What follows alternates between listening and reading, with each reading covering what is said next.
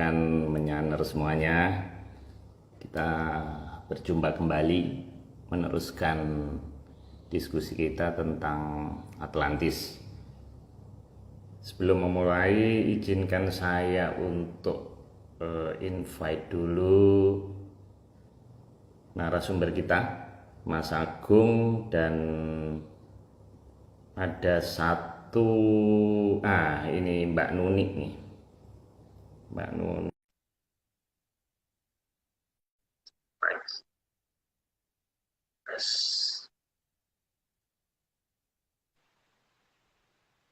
Halo Pak, maaf Halo, ada di jalan.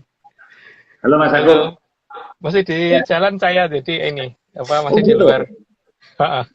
Jadi gimana nih? Bisa bisa Bisa, kita bisa bisa, tetap jalan ya? Oke. bisa. Waduh. Mungkin ini saya di dekat tower, jadi ini harusnya paling kuat ya di bawah tower. Oh, oke oke. Mbak Nuni bisa dengar suara saya, Mbak? Bisa, jelas ini Pak. Halo. Wah, oke, sip. Selamat Moga-moga malam malam. ini kita nggak ada gangguan. Oke, Moga-moga lancar. oke. Mas Agung, sebelum kita memulai acara, Mas Agung, saya mau kenalan dulu. Jadi Mbak Nuni ini di akunnya Mentari Ufuk Timur. Ini di Hong Kong, Mbak ya? Halo, Iya, nggak denger. halo Mbak Nuni. Iya, iya Pak. Halo. Halo. Maaf muter-muter tadi videonya. Oh Iya, ya, jadi Mbak sekarang Nuni ini di Hong sekarang Kong. jelas. Iya, Lokasinya di saya Hong di Kong. Hong Kong. Lokasinya Nah, ya di Hong Kong. oke. Sebelum kita memulai acara, saya sebenarnya mau tanya. Ini banyak rekan-rekan yang menanyakan peristiwa kemarin di Shenzhen. Itu dari Hong Kong jauh nggak, Mbak? Oh, jauh itu Pak. Kalau Shenzhen itu perbatasan Hong Kong mau masuk ke Cina. Jadi kalau mau masuk ke Cina itu biasanya imigrasinya itu ada di Shenzhen gitu. Jadi buat transit gitu Pak. Oh, itu dari situ high speed train ya? Kalau nggak salah 15 menit ya? Ke arah Guangzhou kan ya? Naik ke atas kan ya? Saya juga belum pernah ke sana, tapi harusnya seperti itu. Pokoknya itu tempatnya Oh, transit. Gitu. oke. Ada dengar kabar apa, Pak? Ini banyak yang kirim video, link YouTube dan juga berita tentang gedung pencakar langit yang kemarin goyang itu, yang Oh tingginya iya, 300 meter, ya. iya, Kalau iya. Monas saja 130 meter ya. Ini, nah saya pengen sebelum memulai acara, saya pengen Mas Agung nanggepin karena banyak sekali yang tanya nih. Ini ya, coba saya play ya di sini ya.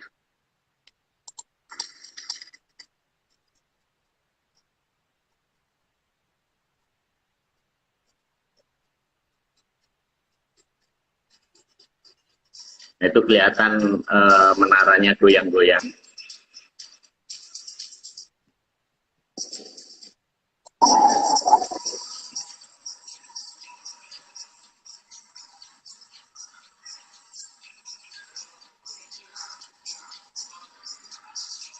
Ini saya percepat.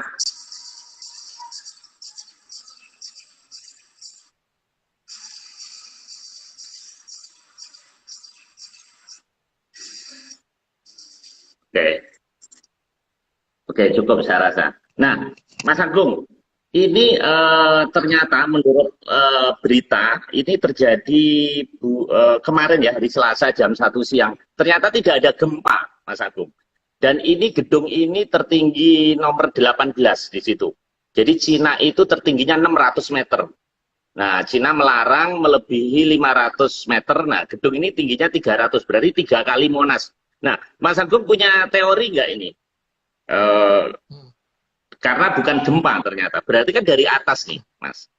Silakan. Kan sudah pernah kita bahas toh Pak bahwa nantinya itu ya sekarang kan banyak orang ngomong bahwa nanti kalau misalnya ada gempa itu berarti bencana katastrofik, terus ada yang ngomong bahwa itu karena patahan atau apa-apa. Tapi kan dulu saya sudah pernah ngomong Pak bahwa gempa yang akan terjadi itu nanti bukan dari dalam tanah, ya dari angkasa, tapi bukan dari karena ada meteor jatuh atau apa gitu kan. Di seri yang keberapa ya saya lupa itu ngomong begitu. Yang jelas makanya waktu itu saya suruh ngitung gravitasi dan sebagainya, karena kan ini kalau ada sesuatu yang mabur nyamber sebentar itu kan nggak, masalahnya kan nggak ini toh Pak. Mereka belum tentu bisa lihat kan. Karena mereka nontonnya kan pakai mata dua Pak, bukan mata satu Pak. Gitu ya. Nah, Mas Agung, dulu di awal-awal waktu kita membahas tembok Cina, itu kan ada di tengarai tembok Cina ini sebenarnya naga tapak angin yang sedang bersembunyi di dalam. Nah, kira-kira gimana Mas Agung? Ada kaitannya nggak ini? Ada Pak, yang jelas itu memang bukan naga tapak anginnya, tapi masih istilahnya apa ya, anak putu atau apa gitu loh. Tapi awalan-awalan sebelum bahan-bahannya muncul kan berarti anak-anaknya dulu toh Pak. Dimulai dari penggambaran dia di langit, terus kemudian di beberapa tempat mulai kelihatan ada bentuk kayak seperti itu di langit, terus lama-lama kan ini mulai nyampluk, 1, 2, 3 gitu kan Pak. Nanti mungkin setelah 5 ke sana mungkin akan lebih jelas Pak ceritanya sebenarnya, tapi itu yang terjadi kan memang, kan karena kemarin kan saya mempertanyakan, ini kalau misalkan menurut para geolog sebelum ada gempa ini ya, besok kalau ada gempa terjadi kan mereka pasti akan ngomong karena efek tumbukan patahan, efek karena ya tumbukan lempeng kayak atau apa gitu, atau karena apa ya, pokoknya secara teori geologi gitu kan. Tapi kan jawaban luhur yang waktu itu saya sampaikan ke Pak Marius bahwa ora, karena ini nanti terjadinya dari angkasa, tapi dari udara yang jaraknya juga nggak terlalu tinggi gitu kan. Bahwa ada benar-benar sesuatu yang terbang dan itu tidak segampang itu dilihat orang gitu loh Pak. Jadi nanti kita lihat kan banyak orang yang ngomong bahwa nanti akan terjadi apa namanya megatrust gitu kan. Nah, nanti coba lihat, pasti seismograf tidak ada yang bergerak. Begitu juga nanti yang terjadi di banyak tempat ya. Saya tidak menyebutkan nama wilayahnya dulu. Tapi anggap saja dongeng dulu aja, Pak. Karena kalau dianggap serius nanti enggak banyak orang takut. Memang investigasi saintifik sedang dilakukan karena hanya gedung itu gitu. Padahal kan banyak gedung tinggi. Kenapa cuman itu gitu? Memang belum hasilnya belum keluar karena baru 1 hari. Ya pasti nanti hasilnya juga mengada-ada kok Pak. Hasilnya pasti nanti cuman sok sains tapi nggak nyambung gitu kayak biasanya. Lihat aja. Atau nggak diumumkan apa sama sekali. Karena ini ada sesuatu hal yang mereka nggak ketahui. Gitu. Oke Mas Agung, cukup kita kembali ke Mbak Nuni ya, Mentari Ufuk Timur. Mbak Nuni ini asalnya dari mana Mbak? Saya asli Jatim Pak, Tulungagung. Oh, Tulungagung. Nolong saya ya. Sudah berapa lama nolong saya berarti. Berapa lama di sana Mbak? Bermukim di sana? 2010 sudah di sini. Tapi ya sering balik ke Indonesia. Oh, oke. Ada berapa jumlah rekan-rekan Mbak Nuni ini dari Indonesia di sana? Total, kira-kira?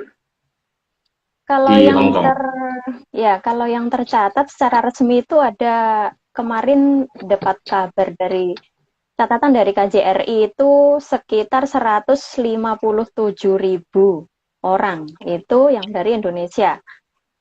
Yang resmi ya Pak, kalau yang ilegal, paperan atau istilahnya mendapat suaka itu atau yang ilegal juga banyak lah yang nggak tercatat gitu.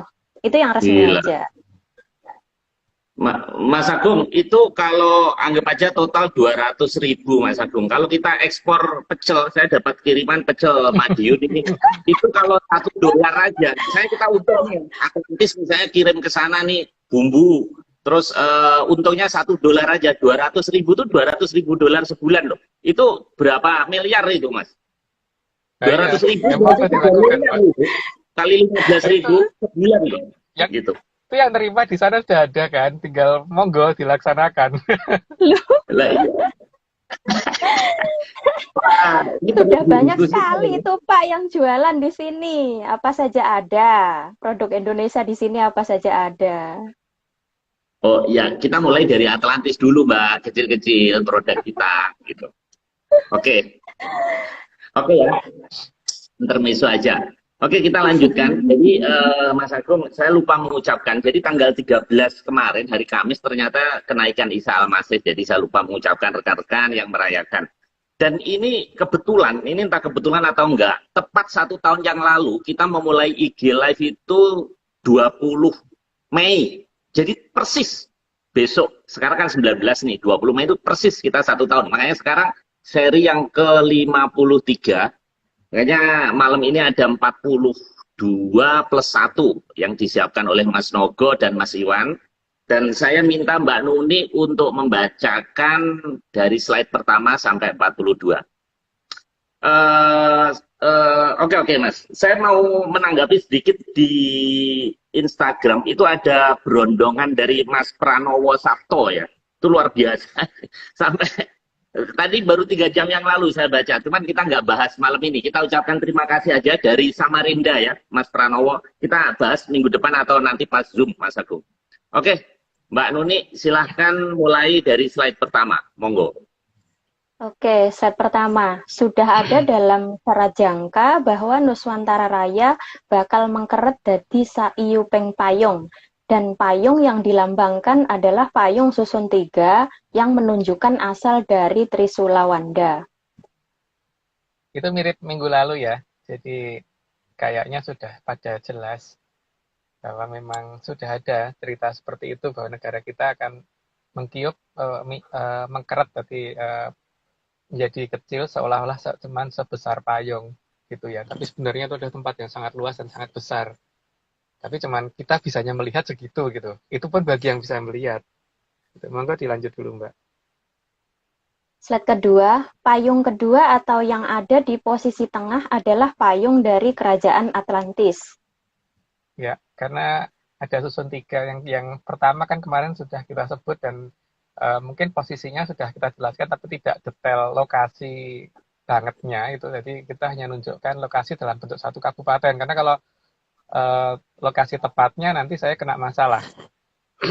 Nah, terus untuk yang ini kan nanti di sini banyak cerita yang sifatnya mungkin agak dogmatis ya. Jadi anggap aja dongeng deh. Karena kalau diseriusin mungkin banyak yang kurang bisa dipahami kalau memang ini ya belum ke lokasi gitu.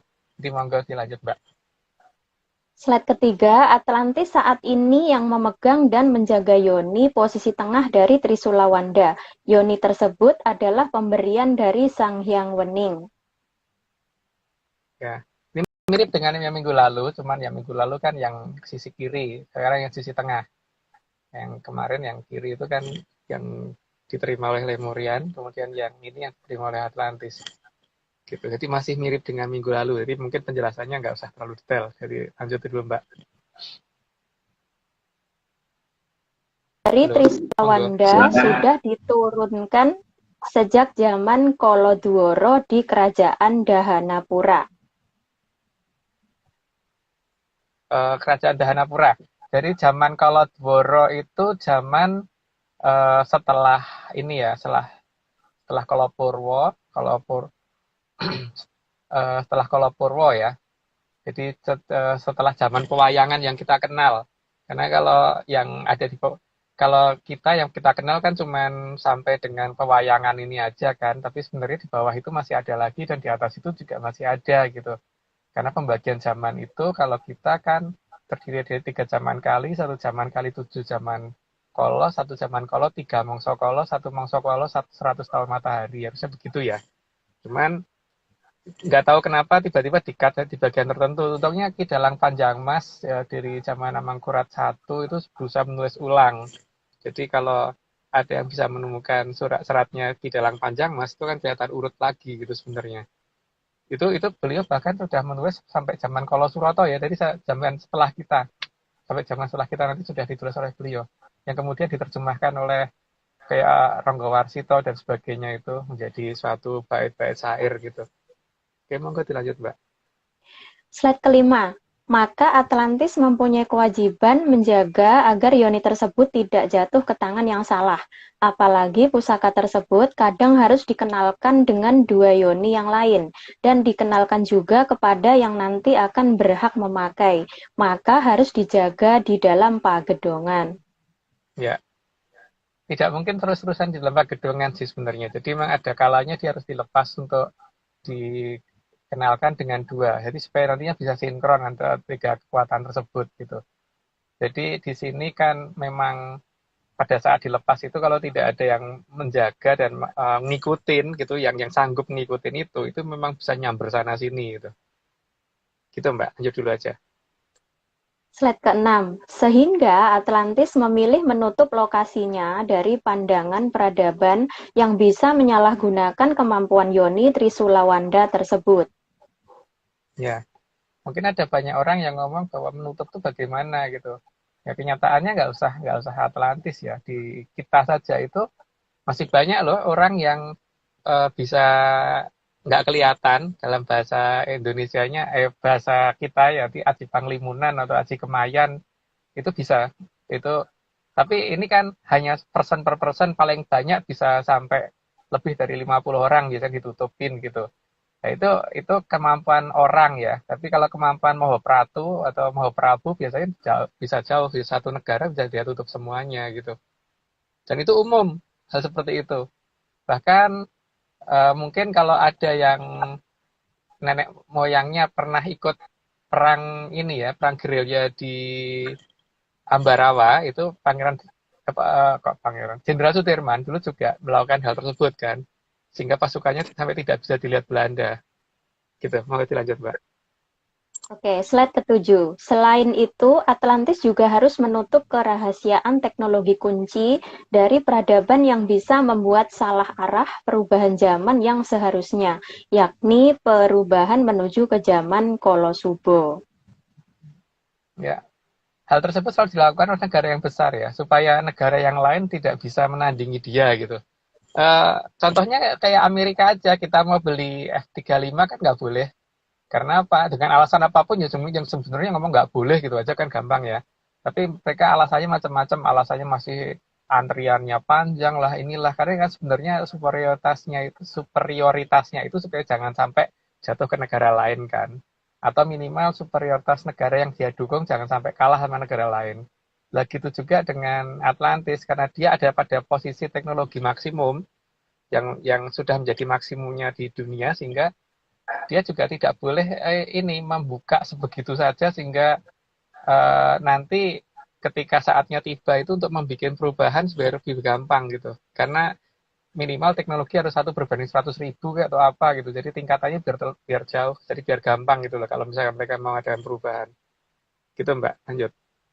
Oke, slide ke-8.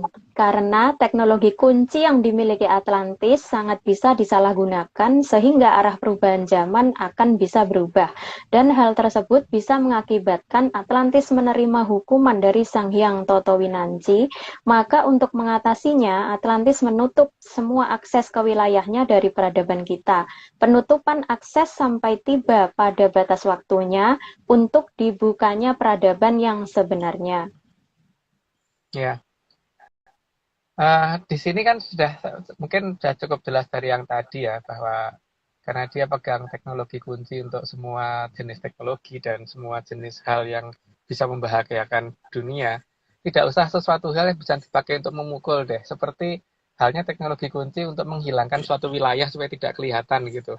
Gitu saja kan sudah bisa berbahaya kan, misalkan satu pasukan komando dibikin tidak kelihatan, itu mungkin nggak perlu sampai 1 batalion, mungkin 10 tentara saja kalau dibikin nggak kelihatan mau nyerang manapun, siapa yang bisa ngelihat gitu loh kalau seperti itu caranya. Sehingga ini bisa bisa membahayakan perubahan keadaan nantinya ketika ada satu kelompok masyarakat atau satu pasukan yang mempunyai teknologi yang tidak terkendali gitu. Makanya mereka memang harus menutup semuanya untuk saat ini. Lanjut, Pak.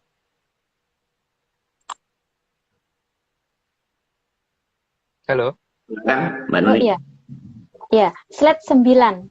Maka Atlantis akan mengadakan pengawasan terhadap peradaban yang mereka anggap tidak selaras dengan mereka secara detail. Pengawasan melekat detik demi detik, lokasi demi lokasi. Ya, makanya jangan kaget kadang-kadang kalau ada suatu percobaan sesuatu yang sangat-sangat membahayakan, kalau itu sudah akan mengarah ke wilayah negara kita, itu tiba-tiba hilang aja itu.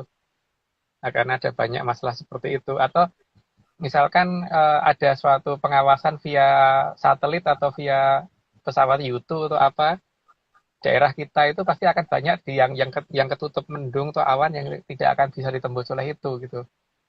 Karena di sini kan ada banyak yang disembunyikan dan ada banyak wilayah yang ini yang harus mereka jaga supaya wilayah-wilayah itu tidak dibuka dulu, seperti beberapa situs-situs kuno yang saat ini ditimbun dengan sengaja itu kan di-lock dengan sinyal yang kalau kita amatin sekitar pada frekuensi ultrasound sekitar antara 28 sampai 30 kHz kalau nggak salah, sekitar segitu ya yang dipakai untuk nge-lock wilayah-wilayah itu, sehingga kalau wilayah itu didatengin orang dengan sendirinya nanti mereka akan mendatangkan apa gitu yang kira-kira orang itu nggak tahan di sana, entah itu ular dikeluarkan atau apa, atau kalau jantiklop gimana, itu jadi dilacak dari gerakan sinyalnya sih sebenarnya. Itu menunjukkan bahwa mereka ngawasi banget terhadap semua tempat gitu.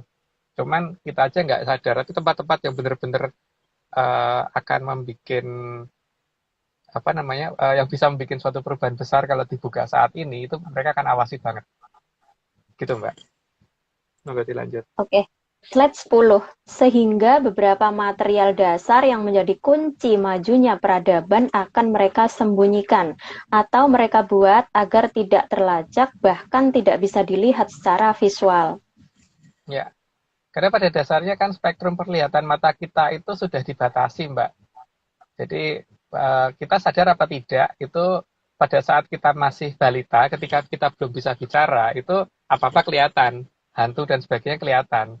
Tapi di usia tertentu ketika kita sudah mulai bisa ngomong, maka tiba-tiba biasanya loh, kalau anak kecil tuh ngalami yang namanya entah itu demam atau panas atau apa, sehingga tiba-tiba dia kehilangan beberapa pandangan. Jadi dan ini kan berarti ada sesuatu yang ditempelkan di kita di mungkin sejenis offline hidup gitu yang ditaruh di mata, sehingga jumlah spektrum warna yang bisa kita lihat jadi berkurang. Tapi kadang-kadang kita masih bisa lihat lewat teleskop mata kan dipasangnya di depan.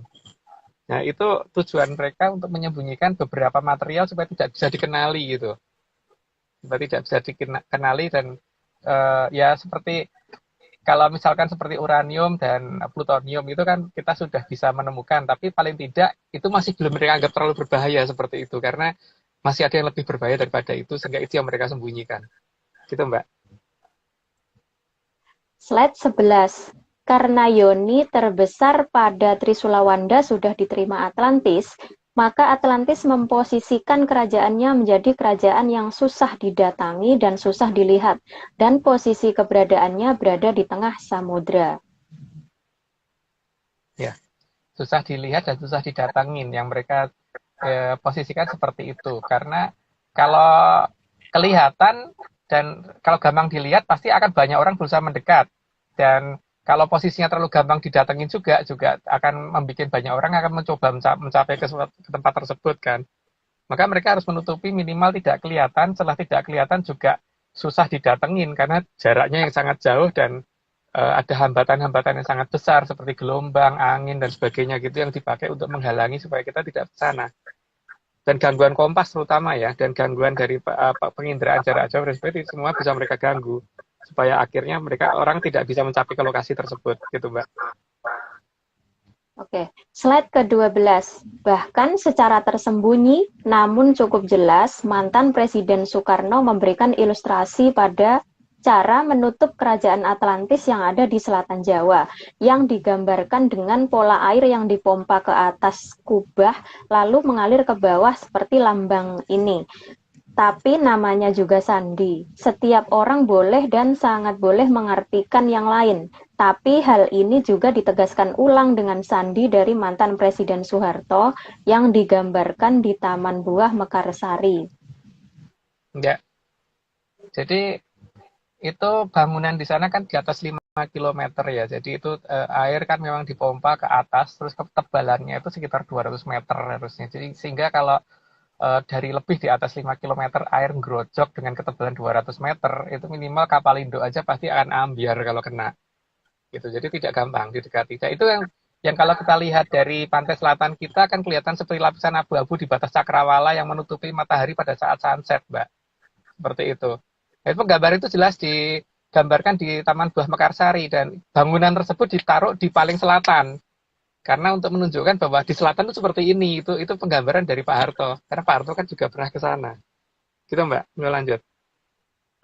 Mas Agung, sebentar, Hmm. saya mau tanya, itu kok kayak gambar pohon beringin, Mas? Ya memang, karena kan kalau misalkan disandikan dalam bentuk seperti yang saya katakan tadi kan orang nggak ini ya juga akan malah bingung. Maka penggambaran yang paling jelas bentuknya adalah pohon beringin, Pak. Karena pohon beringin itu ada akar-akarnya yang menuju ke bawah kan, ada sulurnya kalau orang Jawa bilang gitu. Itu yang sebenarnya menggambarkan bukan pohon beringin, itu tetesan air gitu loh, Pak. Sebenarnya seperti itu yang dimaksud sama ITK. Kan beliau tuh pinter banget ngumpetin suatu sandi, Pak. Jadi diartikan ini ternyata itu, diartikan itu ternyata yang lain gitu kan. Jadi tergantung kemampuan membacanya bagaimana gitu, Pak. Ada kaitannya dengan lambang burung Garuda itu nggak, Mas? Pohon beringin. Oh, jelas. Jelas ada, Pak.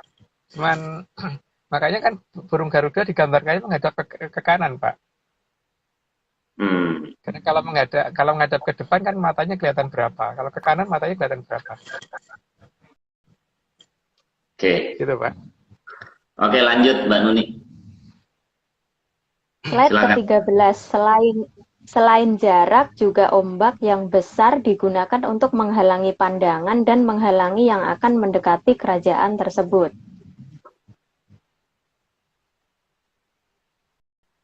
Ya.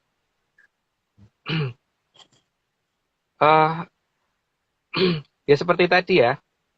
Kalau misalkan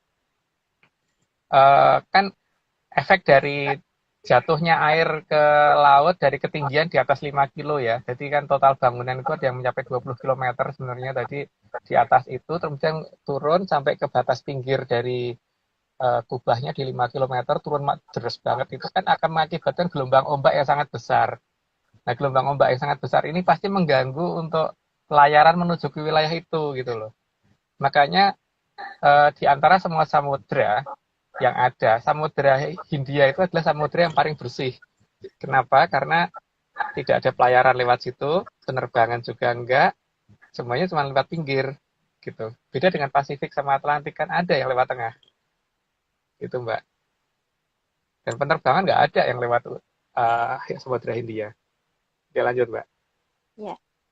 Slide ke-14, kubah air yang sangat tebal dan meluncur dari ketinggian di atas 20 km, sehingga akan sangat mampu untuk menenggelamkan kapal induk terbesar punya USA sekalipun. Ujung atas dari kubah air terjun tersebut akan terlihat di batas cakrawala sebagai lapisan abu-abu saat siang dan akan berubah menjadi putih saat menjelang malam atau menjelang pagi karena terkena sinar dari Sang Hyang Wening. Ya, itu tadi sudah saya jelaskan ya. Jadi kayaknya sudah jelas yang ini. Jadi bisa dilanjut, Mbak. Slide ke-15. Namun Atlantis juga memberitahu melalui mata angin yang pusatnya satu, bahwa daya atau kekuatan disembunyikan di selatan barat atau barat daya. Ya. Kan aneh, Mbak, dalam mata angin yang kita kenal, itu kan kita menyebut timur laut sama barat laut itu ada di utara. Timur utara sama barat utara. Tapi kita menyebut barat, padahal samudranya ada di selatan kan. Harusnya kan timur laut sama barat laut harusnya timur selatan sama barat selatan. Ini kan enggak, barat selatan terus dikatakan barat daya. Daya itu kan artinya kekuatan kan. Jadi kekuatan kita ada di barat selatan gitu kan. Ada di sana. Ada di arah barat daya gitu. Itulah posisi Atlantis sebenarnya dengan peta sudah ketahuan. Oke, lanjut, Mbak. Slide ke-16. Atlantis juga mengunci beberapa wilayah di peradaban kita. Maka khususnya di Pulau Jawa, gelombang Sasradhara akan terdengar double.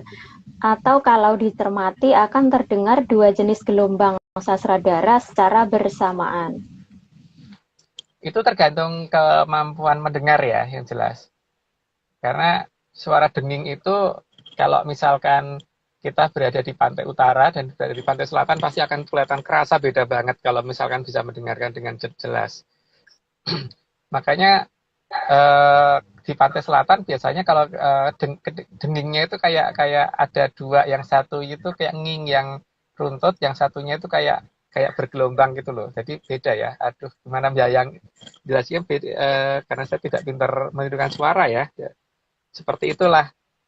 Makanya juga gelombang itu kan juga kadang-kadang dipakai untuk mengumpulkan ular ke daerah Wonogorojo, di daerah dekat Cilacap, dan di beberapa di pantai-pantai selatan, di selatan Bali, di selatan Jawa, dan sebagainya gitu.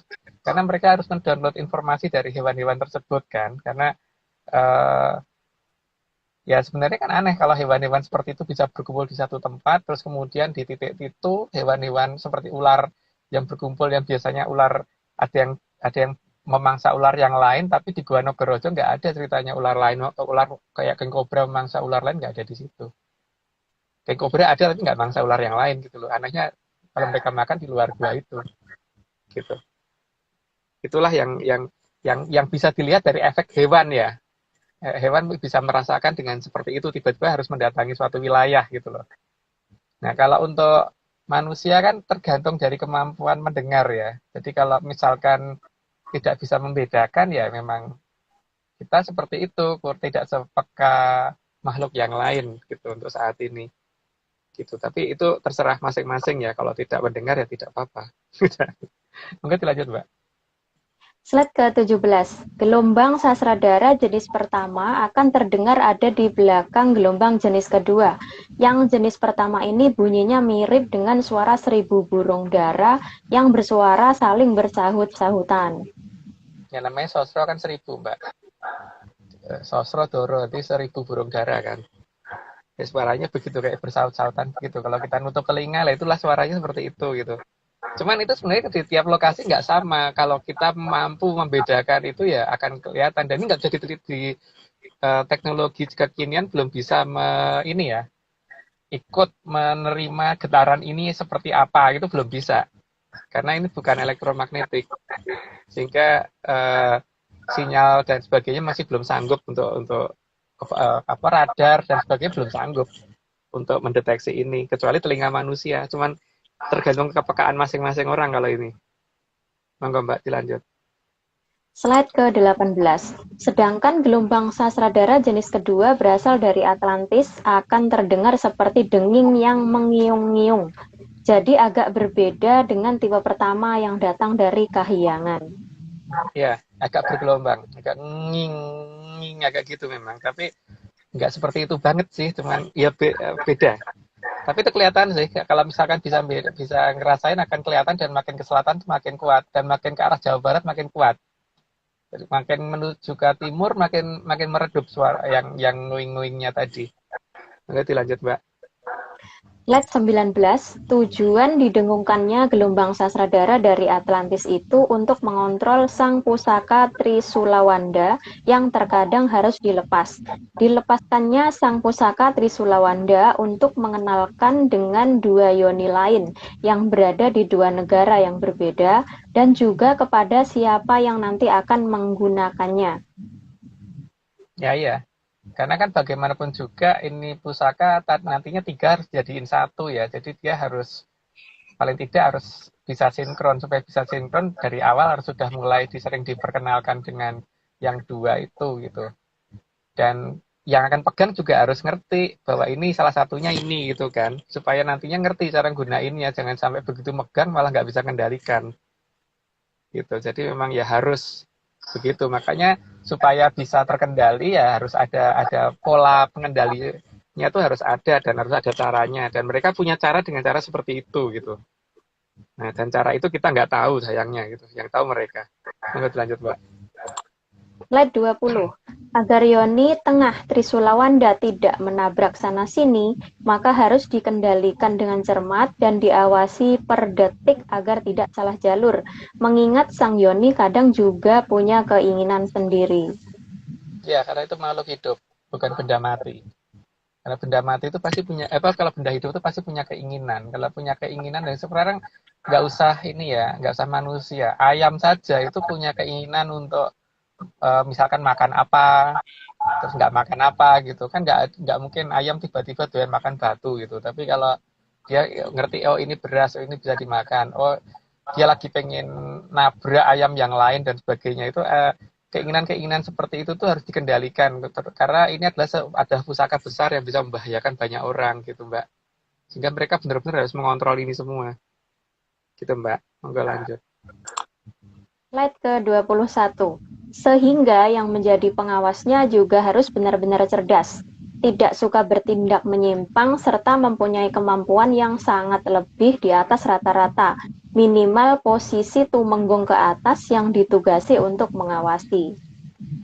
Kalau dalam bahasa Jawa itu berarti putus mengsal wiring kawruh ya, jadi ngerti dengan segala-galanya, mumpuni sakabe yang wedo Jawa, jadi bukan wedo yang saat ini beredar, tapi benar-benar ajaran zaman dulu ya, ngerti itu semua dan berarti ngerti apa yang akan terjadi dan bisa memperhitungkan kondisi-kondisi yang akan terjadi. Kenapa? Karena dalam bahasa yang ditinggalkan ke kita saja itu kan semuanya serba present, tidak ada past tense dan future. Artinya past, future, dan present itu semuanya bisa dipresentkan semua oleh mereka. Sehingga mereka harus bisa mengendalikan itu semua. Gitu Mbak. Monggo. Oke, slide 22. Hal ini bisa mengakibatkan hujan salah musim karena untuk menutupi gerakan dari yang mengawasi sang yoni, sehingga secara visual akan terlihat hujan yang aneh dan air hujannya agak sedikit asin bukan tawar. Ya, karena mereka nggak mau dilihat. Jadi kalau terpaksa mereka harus menggunakan suatu armada yang terbang dan sebagainya itu, ya mereka kalau misalkan terlihat oleh kita kan nanti kita jadi pada terheran-heran yaitu apaan gitu. Maka mereka harus menutupi itu semua. Tapi terkadang mereka juga tidak menurunkan hujan, tapi kadang-kadang cuma seperti mendung tapi bentuknya kok gitu kan. Awan tapi bentuknya kok gitu. Awan yang lainnya geraknya timur ke barat, dia kok barat ke timur sendiri gitu. Itu sebenarnya kalau kita teliti kelihatan sih. Ini awan kok bayangannya kebalik, harusnya kan awan itu yang terang di atas, bawahnya gelap gitu. Tiba-tiba ini ada awan loh, kok kebalik atasnya gelap, bawahnya terang. Kadang-kadang mereka juga lupa Mbak. Jadi kadang-kadang kelihatan seperti itu. Atau ini yang lain mataharinya ada di timur, berarti kan harusnya yang timurnya terang, yang baratnya gelap gitu. Kadang-kadang kebalik karena mereka salah dalam bergerak waktu muter mereka lupa sehingga kadang-kadang kelihatan ada satu awan kok bentuknya yang mataharinya di timur tapi timurnya gelap, baratnya malah terang gitu. Terus kebalik kadang-kadang atasnya yang gelap, bawahnya terang. Itu sering. Asal teliti loh ya. Monggo diamati. Oke. Slide ke-23. Hal ini juga akan membangunkan sang Aji Gelap Sayuto yang wujudnya berupa petir menyambar-nyambar, yang nanti akan dijelaskan di seri 55 ke atas. Ya, nanti kan ini masalah kembalinya Jaya Kawijayan yang akan diurut yang pernah dimiliki oleh nenek moyang kita itu salah satunya Gelap Sayuto kan. Itu nanti di 55 ke atas ya. Jadi 55 itu kan nanti kita akan menceritakan siapa Sabdo Palondano Yogenggong, terus baru setelah itu urutan apa yang akan dikembalikan oleh beliau. Cuman sayangnya kekuatan yang besar ini kalau waktu ada saat dikembalikan, kalau tidak ada yang bisa menerima ya pasti akan mengakibatkan sesuatu yang tidak baik ya. Tapi semoga ada yang bisa menerima gitu. Kita mau dilanjut. Slide ke-24. Selain harus diperkenalkan dengan yang akan menggunakan, maka bisa saling mendukung. Oh, suaranya keputus ya tadi. Selain harus diperkenal. Diulang. Oke, diulang Mbak. Oke, selain harus diperkenalkan dengan yang akan menggunakan, maka ketiga yoni juga harus diselaraskan agar bisa saling mendukung. Oh ya, itu tadi harus disinkronkan. Jangan sampai nanti yang satunya mau ke sana, yang dua, yang satunya lagi kemana, yang satunya kemana gitu. Dan harus satu tujuan kan, misalkan ngantem ini yang ngantem ini semua, atau memperbaiki itu yang memperbaiki itu semua gitu. Jadi memang harus tujuan diselaraskan atau disinkronkan tuh supaya nantinya supaya tidak seperti jadi kalau senjata itu arah moncongnya biar ke satu arah gitu. Jadi bukan satunya ke depan, satunya ke belakang gitu. Itu membahayakan kalau begitu. Lanjut Mbak. Slide ke-25. Maka daerah terdekat dengan batas kerajaan Medang Kamulyan dan Wilwatikta nantinya akan sering ada hujan salah musim atau akan jadi awalan hujan salah musim. Ya, karena memang sudah ada di Jongko kan bahwa besok akan ada hujan salah musim gitu. Nah, hujan salah musim sebenarnya terjadi karena apa kan udah jelas ya tadi.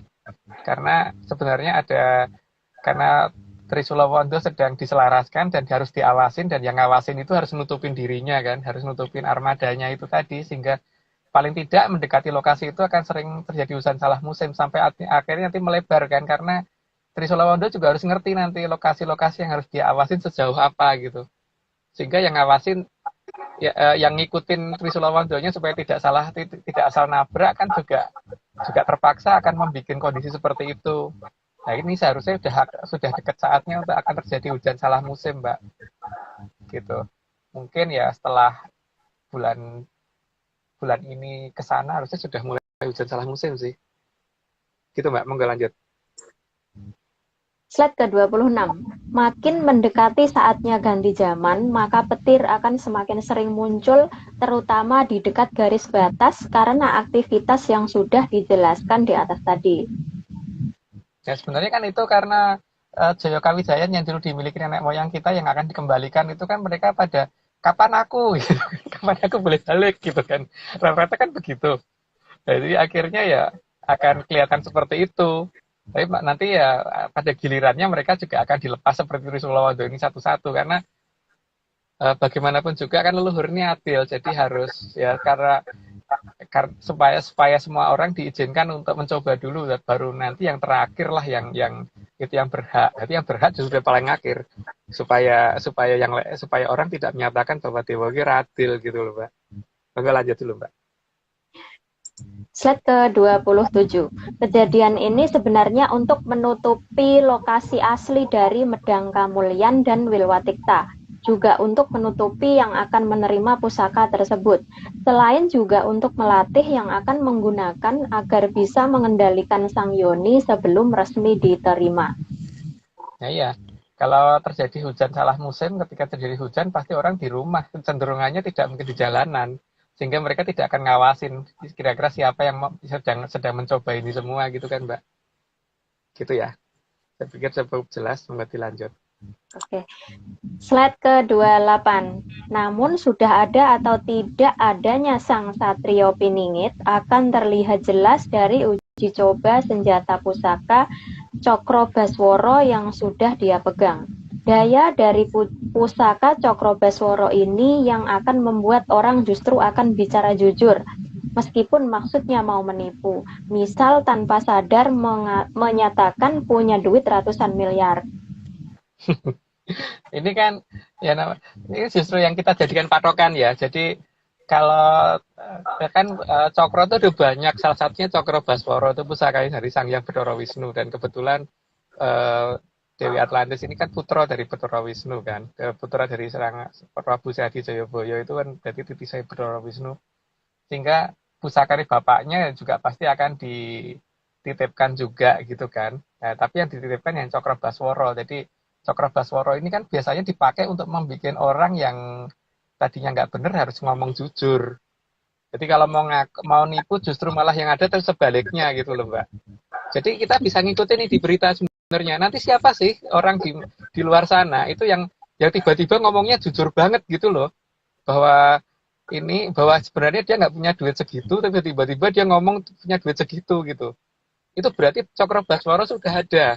Kalau Cokro Basworo sudah ada, berarti Satrio Piningit sudah ada. Dan ini akan ngaku, Mbak, minimal ngakunya ratusan miliar, minimal 100 miliar, minimal. Gitu. Ini apa, Pak Mas? ada kaitannya dengan harta karun yang terpendam nggak, Mas Agung? Oh, enggak. Ini menyangkut masalah untuk mempermudah kerja KPK, Pak, sebenarnya. Nanti akan ada pengakuan banyak untuk orang yang tiba-tiba ngaku punya segitu gitu. Padahal harusnya dia diem loh, nggak ngomong punya duit segitu gitu. kita ngikuti itu aja, itu kan akan ketahuan berarti Satrio Piningit sudah ada, karena bukti kekuatan Cokro Basworo sudah kelihatan gitu loh. Oke, Mbak, monggo dilanjut aja. Slide 29. Enggak, lanjut, Mbak. Oke. Karena cokro artinya perubahan dan basworo dari kata tibosworo, yang artinya senjata ini bisa digunakan untuk mengubah ucapan orang dengan tanpa sadar. Semisal pengakuan kalau mempunyai dana ratusan miliar, maka seharusnya akan mempermudah gerak KPK dan kejaksaan karena ucapannya pasti tertandai dalam jejak digital. Ya Mbak, itu bisa kita lihat nanti di jejak digital ya. Nanti kan sekarang ini ada YouTube, ada macam-macam ya. Jadi ini seharusnya KPK bisa, sekarang kerja KPK sebenarnya jadi lebih gampang loh. KPK, kejaksaan, kepolisian, dan Jokowi sendiri sebagai presiden bisa ngeliat siapa sih anak buahnya yang tiba-tiba ngaku punya duit di atas ratusan miliar gitu loh. Gitu Mbak. Itu berarti yang punya Cokro Basworo sudah bekerja. Gitu, tapi belum mau muncul gitu Mbak. Mengerti lanjut. Slide ke-30.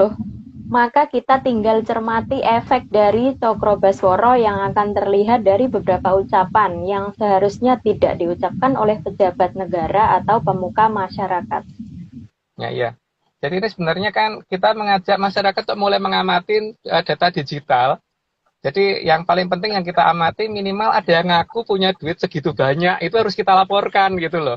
Ya, jadi monggo kita beramai-ramai untuk melaporkan itu ke KPK, kejaksaan atau kepolisian atau bahkan ke presiden bahwa ada anak buahnya yang begitu apa enggak gitu Mbak. Gitu ya. Jadi kita sama-sama ngelihat deh di berita. Jadi biar ini pemilik dari Cokro Basworo ini biar makin semangat untuk oh berarti caraku udah bener gitu loh. Cara makainya udah bener. Gitu Mbak. Jadi kalau lagi di BAP, kalau si pemeriksanya ini punya ajian tadi Cokro Basworo itu berarti bisa jujur dong, ngomong jujur.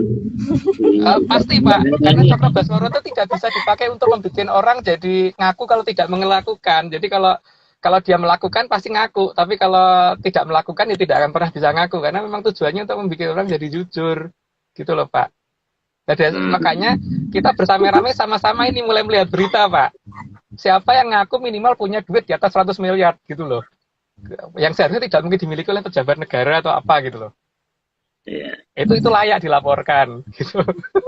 Mas Agung ini harusnya ikut tes wawasan kebangsaan tadi ya, yang di KPK itu harusnya biar jadi pegawai di sana.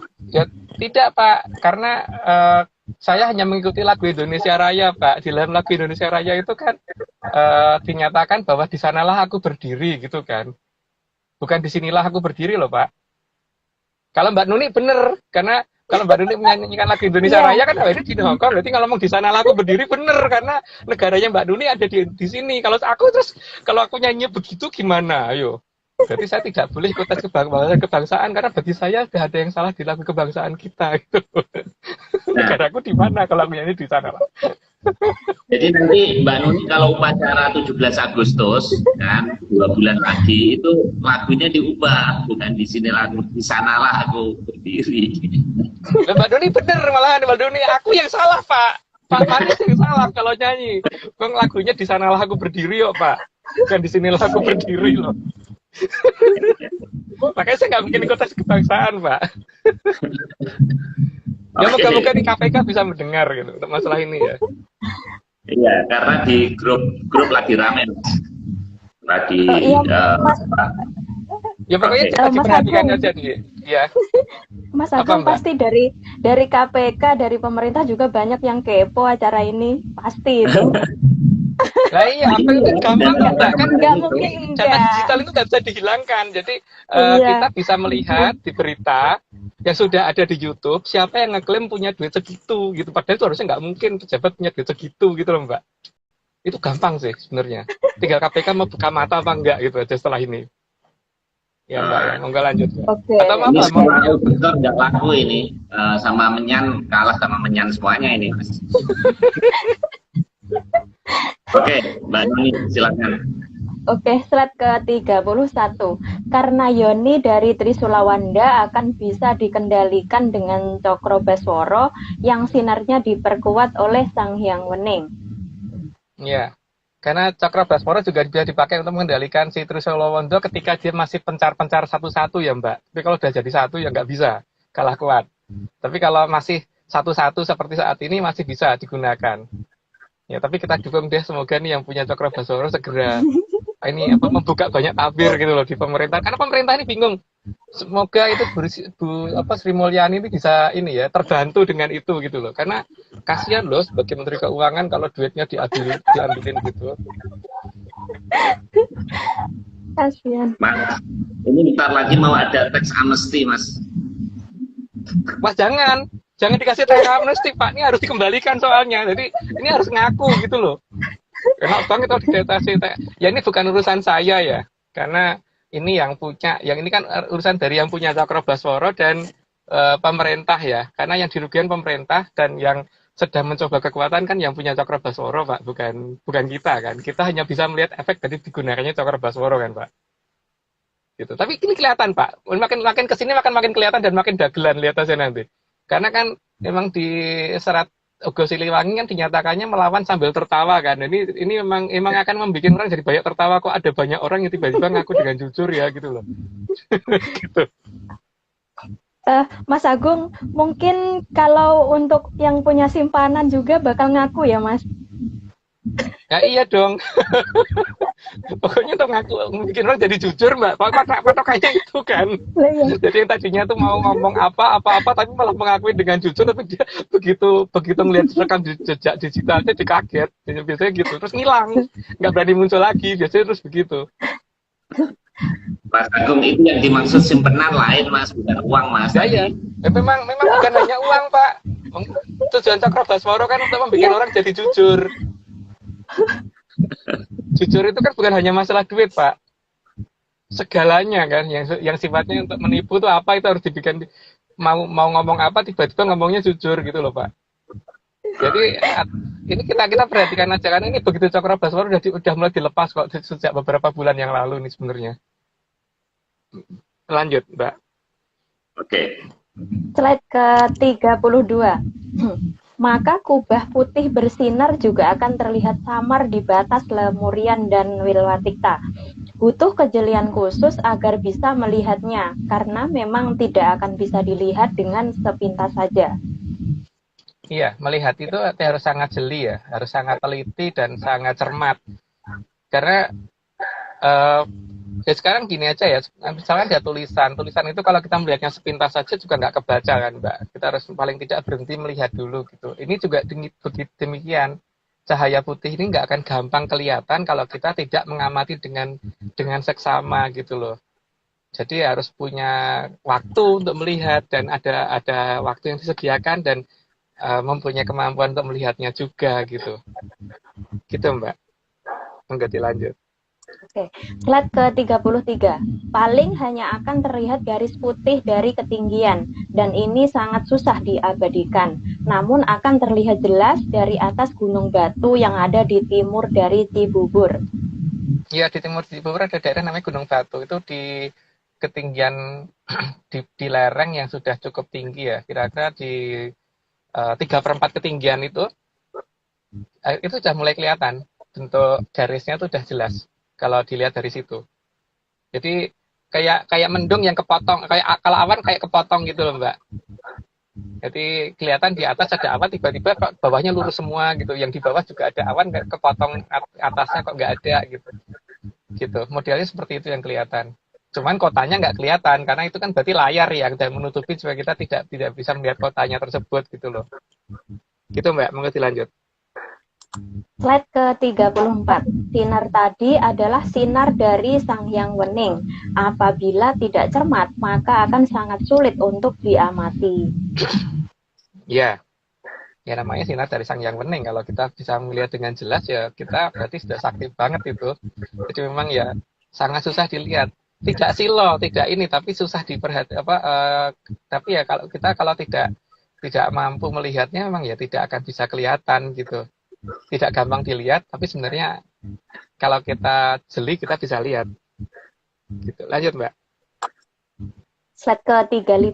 Maka ketiga negara tadi juga mengajarkan ajaran yang sama, yaitu penggunaan mata satu untuk memperhatikan dengan amat sangat cermat. Ya, seperti misalkan kita mengamati sesuatu pakai teleskop, kalau pakai dua mata kan nggak jelas Mbak. Mesti kan satu toh, teleskop satu mata gini kan. Sniper kan juga gitu kan, maksud kayak dua matanya gitu, enggak, memang ada gitu loh, ininya enggak, pasti satu gitu. Jadi kalau kita pengen mengamati sesuatu dengan jelas dan teliti, itu pakai yang salah satu, jangan dua-duanya gitu. Gini ya Mas Agung, ditutup Iya. satu gini ya. Iya.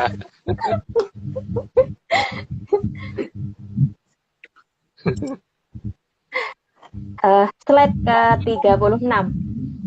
Bahkan salah satu ajaran tersebut telah diterapkan bagi militer semua negara, terutama bagi penembak jitu atau sniper, cermat dan tepat membidik sasaran dengan mata satu. Nah itu coba sniper kalau pakai dua matanya gimana? Dua-duanya melek gitu. Emang bisa ngincer target? Enggak kan? Harus pakai satu. Maka ini memang harus dilatih sih Mbak untuk melihat bagaimana kita mau melihat cahaya sang yang bening kalau kita pakai dua mata. Itu nggak bisa. Harus pakai satu mata. Coba Mbak Nuni bisa nutup matanya sebelah. Latihan ya, bisa nggak?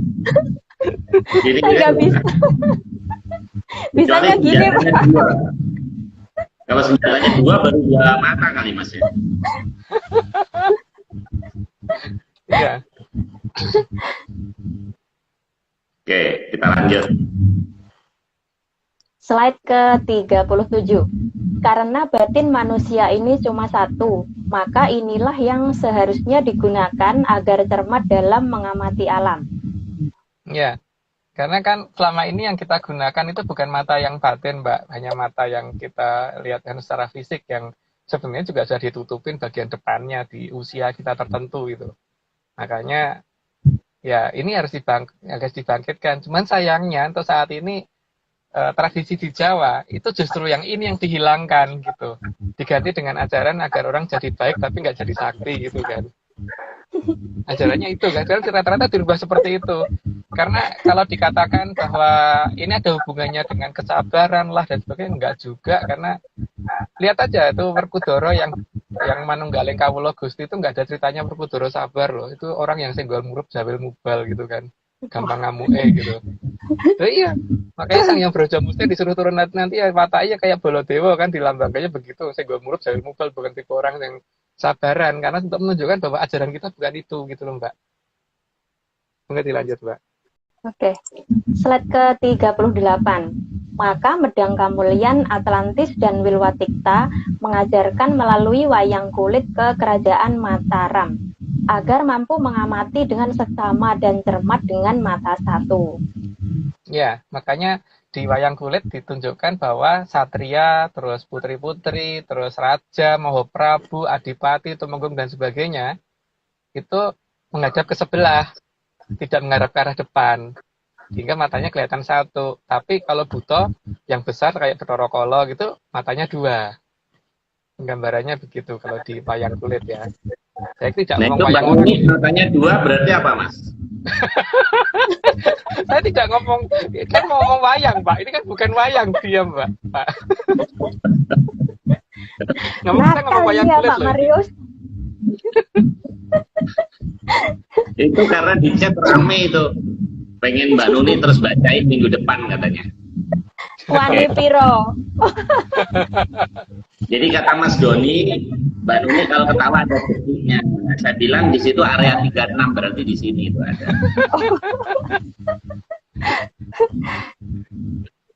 Oke, kita teruskan Mbak.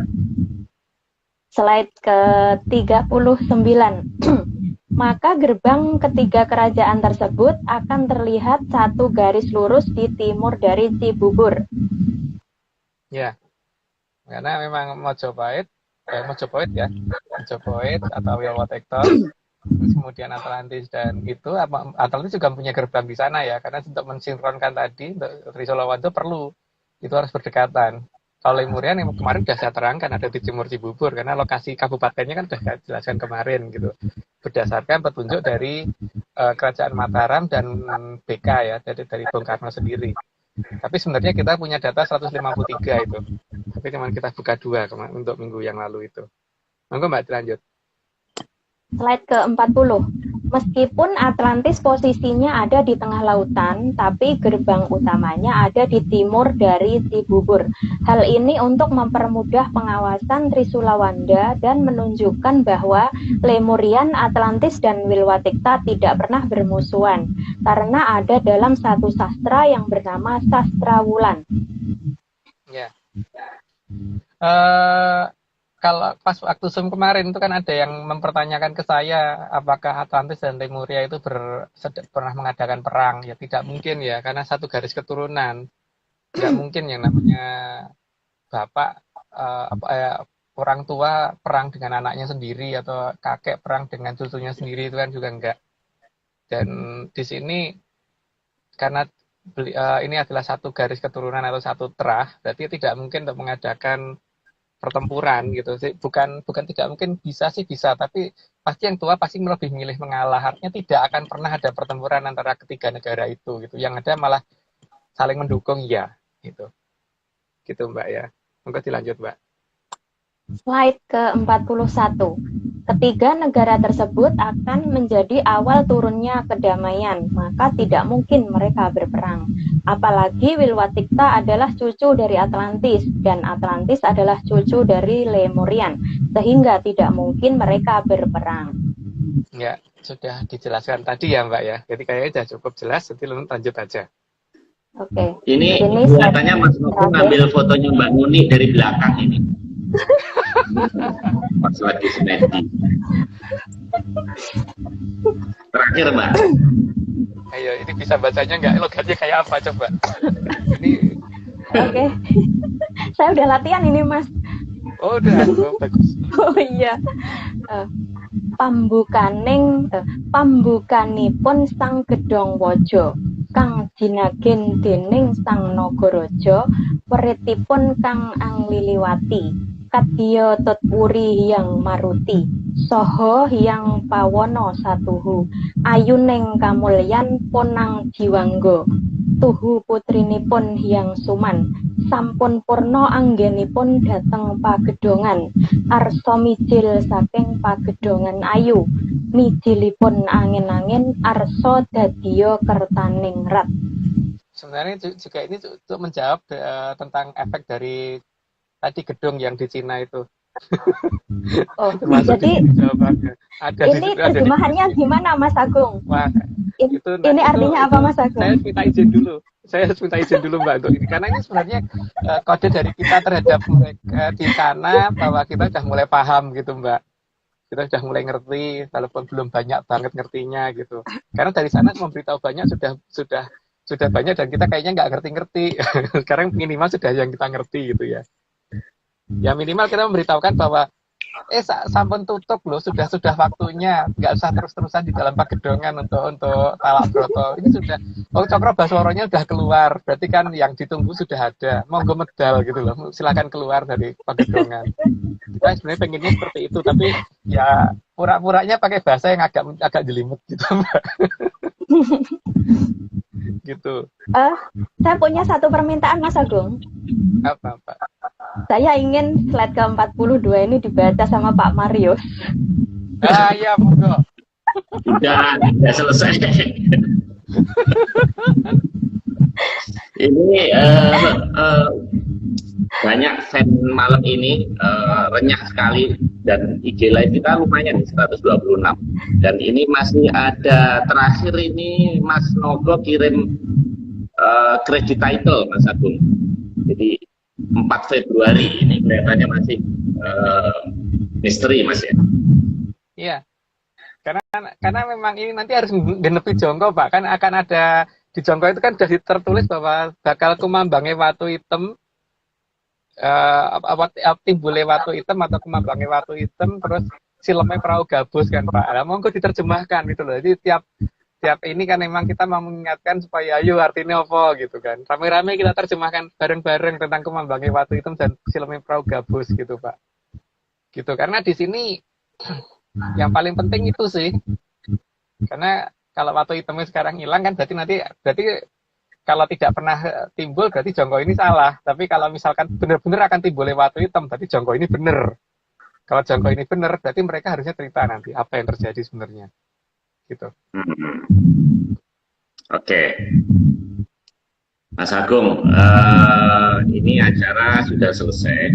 Nah, ini di sesi terakhir, saya coba invite ya, katanya bisa 4, kita harus kasih rekan-rekan untuk bertanya langsung, tapi ini random ya, siapa tahu masih bisa masuk.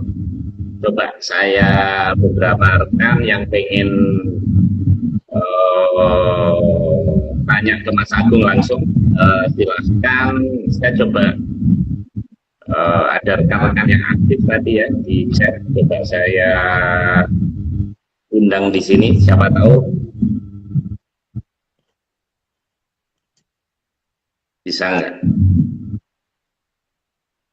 Oh, nggak bisa Mas, cuma 3 Mas. Oke, Mbak, ini saya mau izin untuk remove ya. Ini sudah malam, nanti dicariin apa namanya yang gaji Mbak Nuni. Ya, oke, siap Pak. Oke, di sana udah jam 11 ya, 1 jam. Oke. Ya. Thank you Mbak Nuni ya. Sama-sama. Terima kasih. Terima kasih, Mbak. Terima kasih banget, Mbak. Sama-sama. Oke, Mas Agung, coba ya. Ini kira-kira ada rekan yang ini. Mas Agung, tadi di slide 33, Mas Agung tentang apa kubah ya, Mas Nogo bicara tentang kubah. Ini sepertinya kayaknya jadi Iron Dome yang di itu Mas. Nah ini Mas Mahfud masuk nih. Mas Mahfud tadi kirim yang di Sensen ya. Ada pertanyaan nggak Mas? Pendek aja, 1 menit lagi. Nggak ada. Nggak ada. Bagus Mas. Jadi saya nggak capek. Lucu banget nih Mas Mahfud. Ini Mas dokternya udah selesai belum Mas? S3-nya? Lagi nggak mau pikirkan dokter Mas Marius, memikirkan Suradina Jayaningrat Kabrastaden Pangas. Kapan tadi munculnya Nimas Pagedongan, itu yang paling kita tunggu. Iya, cukup. Oke, salam menyan. Oke Mas Agung ya, udah cukup, udah lewat 10 menit. Mas Mahfud, terima kasih kiriman videonya. Kita ketemu lagi Rabu depan. Oke, salam menyan semuanya. Salam menyan. Nanti saya melanjutkan perjalanan lagi Pak ya.